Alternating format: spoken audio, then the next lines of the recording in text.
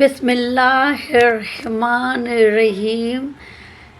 جب حضرت نوح علیہ السلام گمراہ مشرکین کی ہدایت سے مایوس ہو گئے تو انہوں نے اللہ کے حکم سے کشتی بنانا شروع کی۔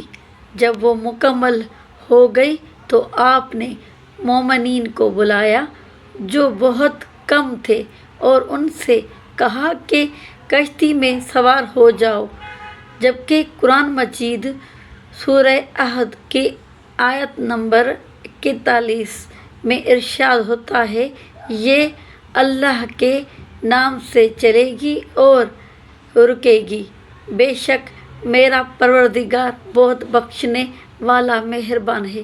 اللہ تعالیٰ کی طرف سے آپ کو حکم ہوا، ہم نے کہا کہ اس میں ہر چیز کا جوڑا سوار کرو اور اپنے خاندان کو سوار کرو، سوائے اس کے جس کے متعلق ہمارا قول پہلے گزر چکا ہے۔ آپ نے اہل ایمان کے علاوہ تمام جاندار کے جوڑے بھی کشتی پر سوار کیے۔ کافی دن تک طوفان جاری رہا۔ جب طوفان تھما اور کشتی لنگر انداز ہوئی تو نوح علیہ السلام اور دوسرے صاحبان ایمان کشتی سے نیچے اترے اور کاروباری زندگی میں لگ گئے۔ حضرت نوح علیہ السلام نے گھڑے بنانا شروع کیے۔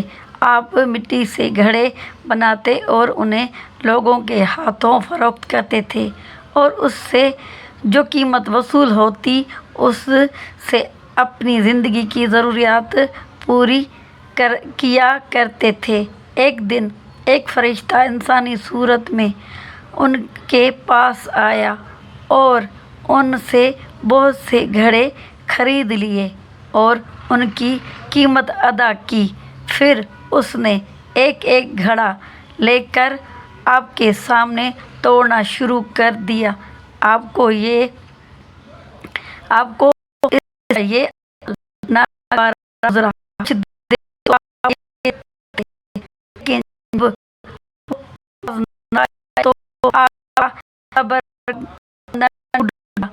اس نے فرمایا، اے شخص، تو یہ کیا کر رہا ہے؟ تو میرے ہاتھ کے بنائے ہوئے گھڑے کیوں توڑ رہا ہے؟ گھڑے نے کہا، آپ کا اس سے کیا واسطہ ہے؟ یہ گھڑے میں آپ سے خرید چکا ہوں اور اس کی قیمت ادا کر چکا ہوں۔ اب یہ میری ملکیت ہے، میں اب انہیں توڑوں تو آپ کو کیا اعتراض ہے؟ حضرت نوح علیہ السلام نے کہا، یہ درست ہے، تو نے یہ گھڑے خریدے ہیں، لیکن یہ بھی حقیقت ہے کہ میں نے اس کے بنانے میں بڑی مشقت کی ہے۔ اگرچہ انہیں بہت بیچ چکا ہوں، پھر بھی میں اپنے ہاتھ کے بنے ہوئے چیز کو یوں تلف ہوتا ہوا نہیں دیکھ سکتا۔ کہا جو کہ دراصل فرشتہ تھا، کہا، آپ نے یہ گھڑے خلق نہیں کیے، صرف بنائے ہیں، اس کے باوجود تلف ہوتے ہوئے نہیں دیکھ سکتے تو آپ نے خدا سے اس کی مخلوق تلف کرنے کی دعا کیوں کی تھی؟ حضرت نوح علیہ السلام نے یہ بات سنی تو آپ رونے لگے۔ آپ کے شب و روز نوح وزاری میں بسر ہونے لگے۔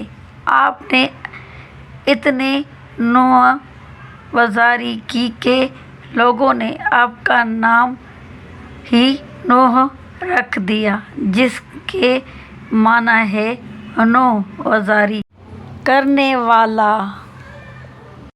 بیان کیا جاتا ہے کہ ایک دفعہ اللہ تعالیٰ نے حضرت موسیٰ علیہ السلام کو وحی فرمائی، اب جب مناجات کے لیے آنا تو اپنے ساتھ کسی ایسے کو لے کر آنا جس کے متعلق تمہارا عقیدہ ہو کہ تم اس سے برتر اور افضل ہو۔ موسیٰ علیہ السلام نے بہت غور کیا، ادھر ادھر دیکھا اور لوگوں کے چہروں کو دیکھا، لیکن انہیں یہ جرأت نہ ہوئی کہ اپنے آپ کو کسی سے برتر اور افضل قرار دیتے اور دوسرے کو اپنے سے کمتر اور جج تصور کرتے۔ انسانوں سے مایوس ہو کر آپ نے حیوانات پر نظر کی، لیکن انہیں حیوانات میں سے بھی اپنا مطلوبہ حیوان دکھائی نہ دیا۔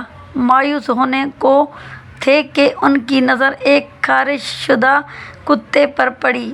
انہوں نے اپنے آپ سے کہا، اگر میں اسے اپنے ساتھ لے جاؤں تو شاید بات بن جائے۔ یہ سوچ کر انہوں نے اس کتے کے گلے میں رسی ڈالی اور اسے لے کر خدا سے مناجات کے لیے چل پڑے۔ تھوڑی دور جانے کے بعد انہوں نے اپنے فعل پر ندامت محسوس کی اور کتے کے گلے سے رسی نکال دی اور اسے بھگا دیا۔ جب آپ مقام مناجات پر پہنچے تو اللہ تعالیٰ نے فرمایا، اے موسیٰ علیہ السلام، کیا تم اپنے سے کمتر چیز اپنے ساتھ لائے ہو؟ موسیٰ علیہ السلام نے عرض کیا، کیا جس کا تم نے مطالبہ کیا ہے وہ چیز مجھے نہیں ملی؟ اللہ نے فرمایا، مجھے اپنی عزت و جمال کی قسم، اگر تم اس کتے کو بھی اپنے سے کمتر سمجھ کر یہاں لے آتا تو میں تیرا نام دیوان انبیاء سے خارج کر دیتا۔ حضرت یحییٰ علیہ السلام کے متعلق مشہور ہے کہ آپ ہمیشہ خوف خدا کی وجہ سے غمگین رہتے تھے اور ولادت سے لے کر زندگی کے آخری لمحات تک آپ غمگین ہی رہے۔ آپ کے گریہ و بکا کا سلسلہ کسی وقت بھی منقطع نہیں ہوا اور کسی نے کبھی آپ کو ہنستا مسکراتا ہوا نہیں دیکھا۔ ایک مرتبہ حضرت زکریا علیہ السلام نے بارگاہ الہیت میں عرض کیا، خدایا، میں نے تجھ سے اس لیے بیٹا طلب کیا تھا کہ میرے آنکھوں کی ٹھنڈک بنے اور میرے لیے خوشی اور مسرت کا ذریعہ ثابت ہو، لیکن تو نے مجھے جو بیٹا عطا کیا ہے وہ تو ہمیشہ غمگین رہتا ہے اور ہر وقت روتا رہتا ہے۔ پھر ایک دن حضرت زکریا علیہ السلام نے اپنے فرزند سے فرمایا، میں نے خدا سے بیٹا مانگا تھا تاکہ میرے لیے خوشی کا ذریعہ بنے، جبکہ تو تو ہمیشہ غمگین رہتا ہے۔ حضرت یحییٰ علیہ السلام نے عرض کیا، ابا جان، میں آپ کی بات سنی تھی کہ جنت اور دوزخ کے درمیان ایک گھاٹی ہے جس طرف وہ عبور کرے گا جو خوف خدا سے رویا ہوگا۔ بہرحال حضرت یحییٰ علیہ السلام پوری زندگی محکوم رہے اور خوف خدا میں روتے رہے۔ آپ اتنا روئے کہ رخساروں پر گڈھے پڑ گئے اور آنسو کی وجہ سے زخم پیدا ہو گئے جن پر مرہم پٹی کی ضرورت پڑی۔ سبحان اللہ۔